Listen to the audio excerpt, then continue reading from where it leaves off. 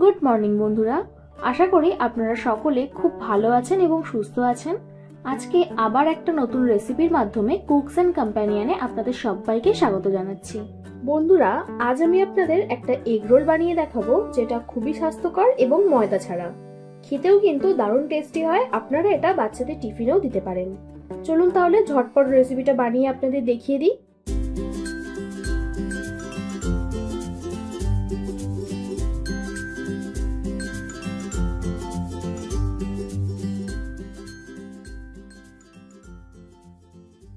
প্রথমে আমি 4টে রুটি বানানোর সমান আটা নিয়ে নেব।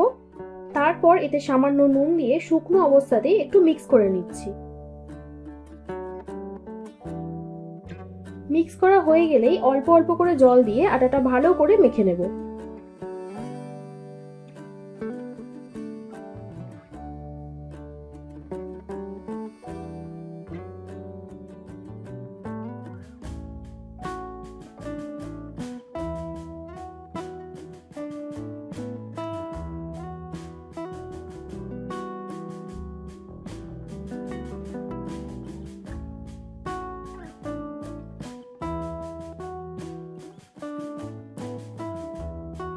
মাখা হয়ে যাওয়ার পর ডোটা 4 ভাগে ভাগ করে 15 মিনিট মতো রেস্টে রাখবো।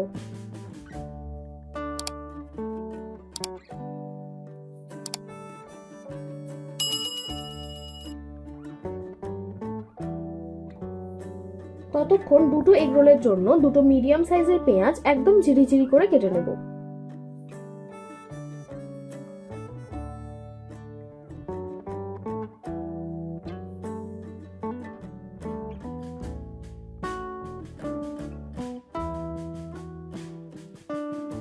আর একইভাবে দুটো কাঁচা লঙ্কাও কেটে নেব। আপনারা এখানে শসা গাজর ব্যবহার করতে পারেন, কিন্তু আমি পেঁয়াজ লঙ্কা দিয়ে দেখাচ্ছি। আচ্ছা, এবার একটা বাটিতে পেঁয়াজ লঙ্কাটা নিয়ে তাতে সামান্য গোলমরিচ গুঁড়ো আর বিট নুন দিয়ে ভালো করে মাখিয়ে নেব।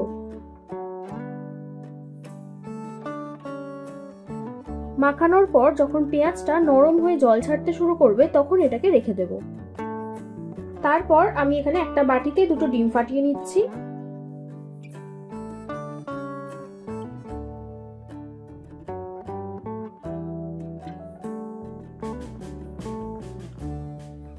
তার মধ্যে স্বাদমতো নুন আর গোলমরিচ গুঁড়ো দিয়ে ভালো করে ফেটিয়ে নেব।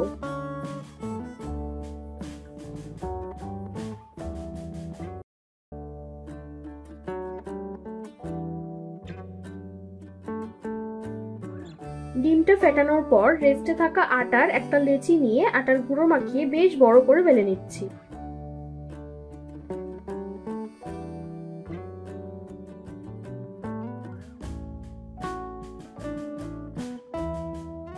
এবার এতে সামান্য সরষের তেল দিয়ে পুরো রুটিটার মধ্যে মাখাবো।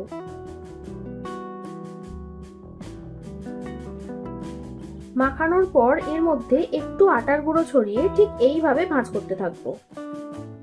এটা করলে এগ রোলের টেক্সচারটা ভালো আসবে।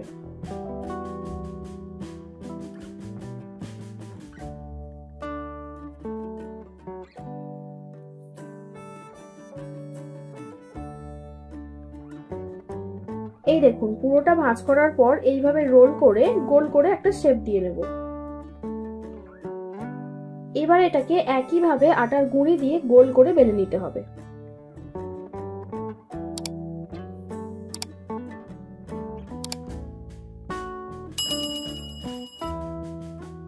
রুটিটা বেলার পর ডাইরেক্ট এটাকে গরম চাটুর মধ্যে দিয়ে এপিট ওপিট ভালো করে সেঁকে নেব। 2 থেকে 3 মিনিট পর এটাকে সরষের তেল দিয়ে সেঁকে নিচ্ছি।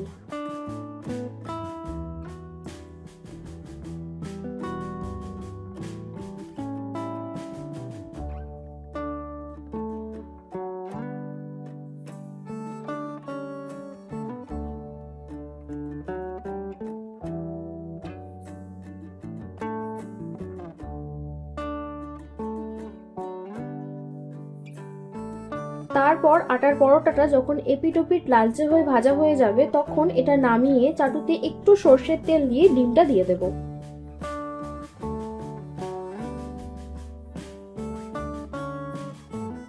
ডিমটা দেওয়ার পর একটু গোল করে ছড়িয়ে নিয়ে তার উপর সঙ্গে সঙ্গে রুটিটা দিয়ে দেব। তারপর এইভাবে চেপে চেপে ডিম আর আটার পরোটাটা ভেজে নিচ্ছি।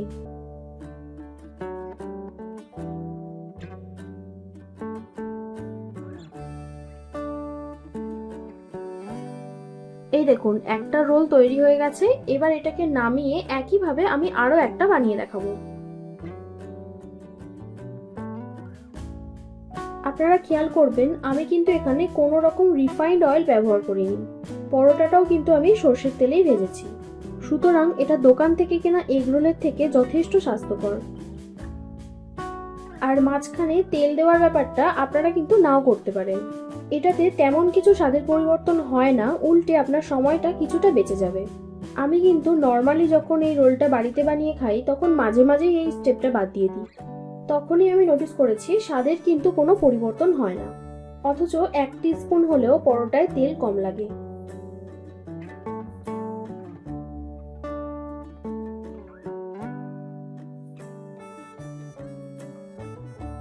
আর হ্যাঁ, আমি কিন্তু আপনাদের গ্যারেন্টি দিয়ে বলতে পারি ময়দা দিয়ে বানানো এগরোলের থেকে আটার বানানো এগরোল কিন্তু অনেক ভালো খেতে লাগে।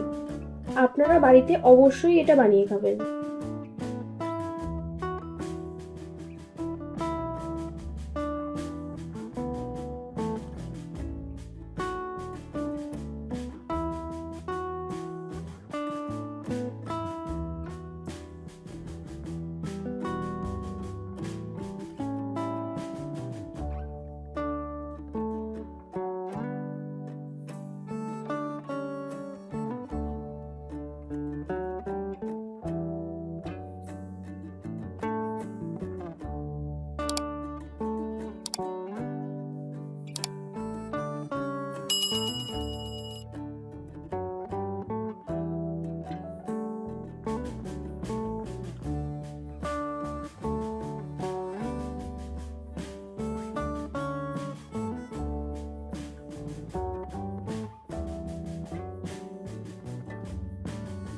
এই দেখুন এতক্ষণে অনেকটা রোল তৈরি হয়ে এসেছে।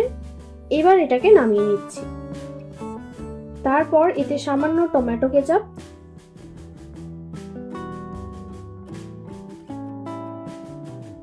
সামান্য রেড চিলি সস আর পেঁয়াজ লঙ্কার মিক্সটা দিয়ে ভালো করে স্প্রেড করে দেব। ঝালটা কিন্তু আপনারা অবশ্যই বুঝে দেবেন।